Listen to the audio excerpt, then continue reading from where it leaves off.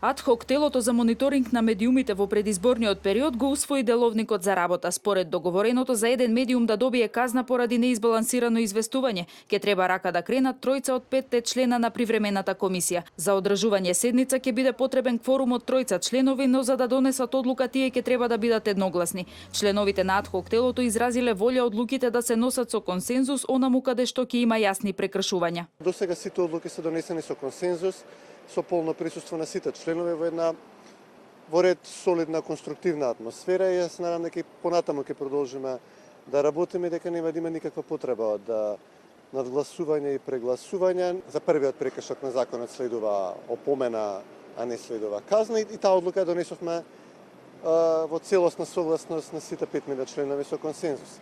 Сега понатаму како што изминува времето, јас очекувам дека ние ќе имаме работа со веќе прашања кои што задираат во редовачката политика. Дали одредена телевизија еднакво представува, застапува ставови на повеќе партии, на повеќе, експерти кои што изразуваат разновидни ставови или да речеме ист тип на ставови се изнесуваат од различни луѓе. Според Чилиманов не е проблем деловникот, туку како што во неколку наврати се потенцираше, проблем е методологијата според која функционира Агенцијата за медиуми и медиумски услуги, бидејќи една методологија која што беше приспособена за овој период беше тргната настрана и беше усвоена друга методологија која според него е неупотреблива. Ние сега имаме методологија во која што се вели дека работата на медиумите се оценува само во текот на изборната кампања во последните 20 дена.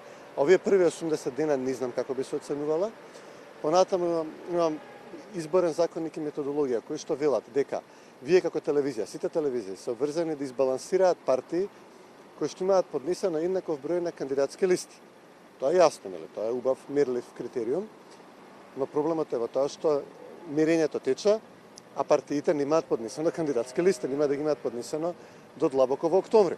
Така да првите месеци и пол на вистина, јас не знам како ние воопшто ќе носиме било какви одлуки за тоа телевизиите дали били избалансирани.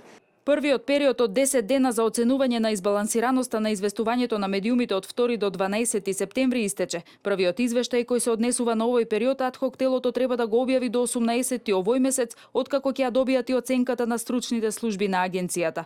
Адхок телото се состои од Слагена Димишкова и Цветин Чилиманов предложени од ВМРО ДПМН, Горан Трапеновски и Љубомир Костовски предложени од СДСМ, како и Љулзим Хазири како 5ти член на комисијата, чија кандидатура беше договорена на последната средба на лидерите на 4 најголеми политички партии во земјава.